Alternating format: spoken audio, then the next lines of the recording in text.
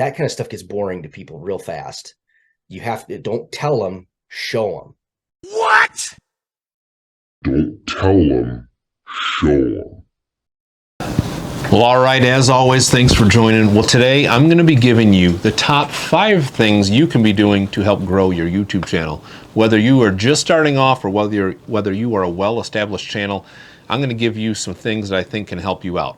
And I know what you're thinking. Why would we listen to you? Because your channel is so small. He just a little guy. That's it, big boy. I'm gonna wail on you. Well, really, this is a whole conglomeration that I put together. I did a series of 6 different podcasts about a year and a half ago from 6 great hunting YouTube channels, and really asked them for a lot of feedback on how they have improved their channels over the years, and really compacted this all into one episode that we're going to do right here.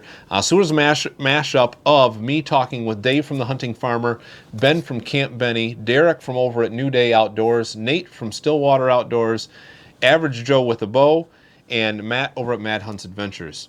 So I talked with all those guys for hours and really have put together all of these things into 5 top tips for your channel. Tip number 1 definitely is you need to know what your channel's goal, purpose, or mission is. And those things can be separate or kind of all together. You need to figure out exactly the reason behind what you want to do and find your goal and purpose. One of my goals for my channel is to have fun. I love to have fun in my videos. I love blowing things up. That's kind of my thing. But I love to have fun, teach people, educate people, and to glorify God in everything that I do. But we're going to look at all these guys and see exactly what their priorities, goals, and missions are for their channel. So check this. Number 1, find your mission. You have to love what you're doing. Yeah. You have to enjoy it. And that's where I've gotten to the point of like, this does not pay well. This does not, I have to invest my own dollars to make this work. I'd really encourage you to think about, what do you want to accomplish out of this? Are you looking to be a star? Are you looking to just capture what's going on and share with friends and family? What are you focusing on here?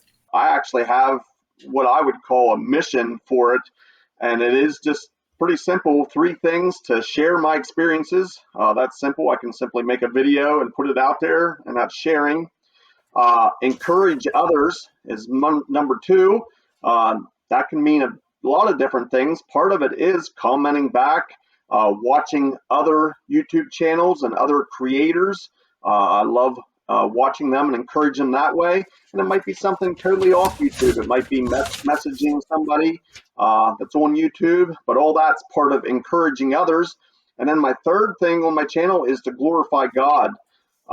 My relationship with God and is a big part of my life, and actually it's part of my mission here on YouTube.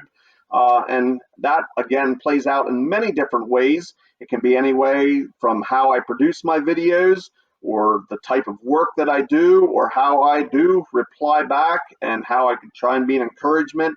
All can be part of my faith, and hopefully give glory to God.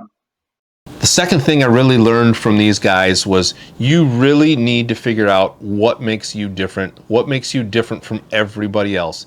Don't do the same thing that everyone else is doing. Don't do the exact same thing that the hunting public is doing.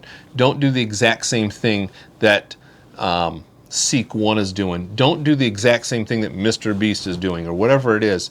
Don't just be a copycat. You need to do something that is unique to you. For me, it's always been blowing things up. It's something I love. Who doesn't love destruction? So that's one thing I've been doing with arrows. I've been shooting stuff. Everything from a camera.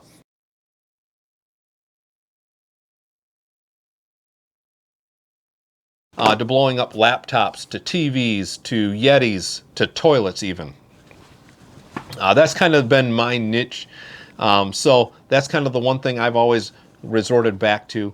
Some guys, their thing is trail cameras or releases or saddles or whatever that thing is. Find your niche. Don't have to necessarily just stick to that, but I think finding what you're good at and stick to that. So tip number two, find your niche or niche, however you want to say it. So again, it's looking out at other genres and trying to get some sort of influence where you can do something different in your genre.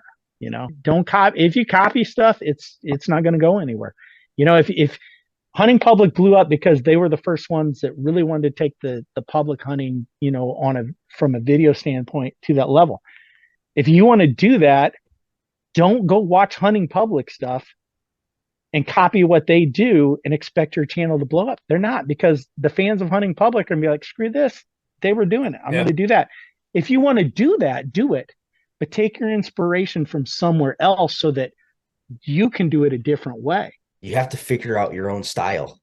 And that's been something that I've really been fine tuning here this last 2 years, especially.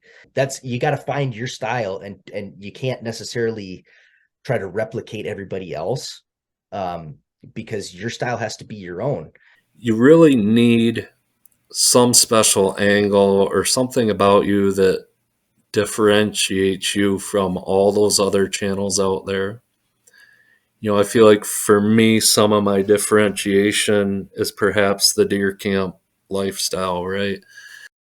Coming in at number 3 is know your audience. First thing you do need is you do need a good thumbnail. Thumbnail is what gives people that first impression, and you definitely need a good thumbnail, but you also need to pay attention to your audience. Know what your audience likes and what your audience doesn't like. When they're giving you comments and feedback or clicking off of your videos, pay attention to those time cues and pay attention to those comments, because that's what people are seeing. Every time you get a negative comment, don't view it as hate. View it as a way to improve your channel. So here's what these guys have to say about it. So number 3, know your audience. That kind of stuff gets boring to people real fast. You have to, don't tell them, show them. What? Don't tell them, show them. Pro tip, if you will, is, have that first 10 seconds. So that's something you'll see in a number of my videos this year, is I emphasized in that intro, and I don't think it was single-handedly just that made a difference, but I did. I put more emphasis in that intro to have it be exciting. And so then with analytics, I'm looking a lot for that first 30 seconds. Am I keeping them engaged? Most of the time, I'm hoping to get 60% or more retention in that first 30 seconds. When you're flipping through YouTube and looking at things, what draws you to that video? I think the title, for me personally, more draws me. I might look at the title, then the thumbnail, and say, okay, what does look cool about this? But it's got to be something that grabs you. What about thumbnails? Thumbnails are huge. Biggest thing is don't overdo them. Simple is better. But people need to be able to look at your thumbnail and know within seconds, within a split second, what is this about? Because some people are literally scrolling, and they're not even stopping to look at the thumbnails. And all of a sudden it's like, oh, that one caught their attention. If it's not something that's going to catch their attention. And I'm a big proponent of under promise, over deliver. I wouldn't say I'm over the top on the analytics. There's definitely things that I try and tune into. Retention time and what the actual view time is important to me, just because if people are clicking on the video and barely watching it and moving on, it can tell you something as a creator, like what am I doing wrong, or what could I change if you want to retain that audience longer. So I do check into it. One of the absolute most important analytics, and this is the thing that you like, if you're going to have a channel, this is what you need to pay attention to, is the click-through rate. Doesn't matter how good your videos are. If people don't click on it, they will not watch it. And that's just as simple as it is. People have to click on your video in order for them to watch it. Yeah. Your content then needs to be good, of course. This right here goes along with tip number 3. One of the most important things that I got out of these interviews with these guys was the fact that what you need to do is don't tell them, show them. No one wants to watch a talking head video like me sitting at this desk. What they want to actually see is they want to see footage. So sometimes what that means is not watching from your main view. You might have to cut to a secondary view. Or you might need to roll some B-roll footage, or you need to show some sort of other action other than just a talking head. You don't want it to just be about that. So don't show them, tell them, and you definitely need to capture your audience's attention in the first 10 seconds of that video. Give them something to look forward to. Number 4, maybe a little bit of a minor thing, but have someone who's close to you that can critique you, that you are going to be able to accept their judgment. Let them watch your videos before you post them. For myself, what I end up doing is I watch my own videos a lot of times, and I find if I end up fast forwarding or clicking past some stuff, it definitely has to be boring. So edit those sections out, but have someone else watch your videos and critique them for you. And a couple of those guys have kind of said that, some critiques of that. So coming in at number 4, have someone critique you. If you cannot make a video continually visually engaging for somebody, they will check out real fast. And so like honestly, I might be even like slightly ADD personally. So like I edit to like keep myself engaged in it. And like literally there's times I'm editing, I'm like, this just feels long and drawn out. All right, splice it, take out any of the fluff. So that's pro tip number 2, export your videos, have your wife or your friends review them for you and tell you what to do. Yes. The Catman, Jonathan, yep. I saw a post on Facebook one time that he made he's like, oh yeah, something to the nature of like, you're an outdoor hunting show with an indoor video, you know what I mean? Like I early on, I started with a lot of interview stuff, like in this type of a setting. And I just came to realize over the years that people don't really like that much. Tip number 5 is, how do you get better? Well, you know how you get better? Practice, practice, practice. You definitely have to practice. And then the one thing I've been trying to do is, with every video, try and do something new. Learn some new way of doing a fade in, a fade out, a new effect, some sort of new thing, and try to do that with every one of your videos. Try to do something new and learn. You want it to be constantly evolving and constantly learning so you can constantly get better. So tip number 5 is practice, practice, practice, practice is tip number 5. You cannot, when it comes to filming and when it comes to photography, if you want to get better at it, you have to do it. And the only way you can do it is to have this thing in your hand all the time. And that means in May, in June, there's no time off. I'm constantly filming or photographing something. The best thing you can do, I don't care if it's a cell phone filming, if it's a video camera, if it's a lower end budget mirrorless or DSLR or the professional stuff, is use it. You paid all that money for it, use it. Seriously, that's the only way you're ever going to get better at shooting, editing, the whole 9 yards. And I think one thing that you've definitely pointed out to help resolve all those issues is practice, practice, practice. Oh yeah. You talk about it. What are maybe 1 or 2 small tips you can give some smaller starter YouTube channels? Create more. Create more.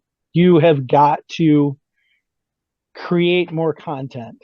And that serves as a purpose in many regards. One, when it comes to YouTube, more content is a driver, and also consistency and regular. So pick 2 days a week that you're going to post a video, period. And it's going to be that most time. I mean, life gets in the way occasionally, but you're going to pick, I mean, for me, every Tuesday is my Saturday, Sunday. This whole hunting season, every Monday evening was my hunt of, my whole week of hunting. And beyond YouTube, it goes back to what we've talked about multiple times. The only way you're going to get better at shooting video, editing video, storytelling, learn how to tell a story. Okay, storytelling. Learn what it takes to tell a story. The only way you're getting better with that stuff is to do it more often.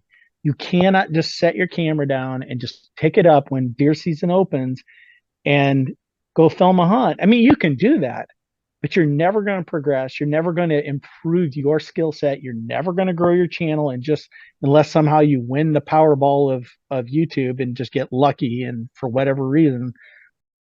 And I've got a couple of bonus tips. Bonus tip number one is there is a whole lot of video default and description things that you can do so that your videos already upload with some pre-made messages and some pre-made information. So there's a bunch of stuff about that. Here's extra tip number one. In YouTube, you can have default settings, a default upload for all your videos. So I've got a default page that goes for all videos. Oh, I did not know that. So that's a bonus tip. Oh yeah. If you go into somewhere in your settings there's a default, like every single video will have this in the description. So you can put product links. Like I've got some companies now that offer discount codes. You can use a New Day Outdoors discount code and you can get a discount. And then I get a kickback, so it's like a win-win, I always say, on that stuff. But so yeah, you can have it all set up, and in there you can hashtag some basic fundamental things. There's always a link in the lower. So one of the things, another default thing you can set up in YouTube is down the right-hand corner of every video. You can have a little icon. You put your own. You can use our little YouTube icon, or you can put your own. I have my logo on mine, and if you click on that, it'll take you to it'll either subscribe you or take you to a sub screen. I can't remember.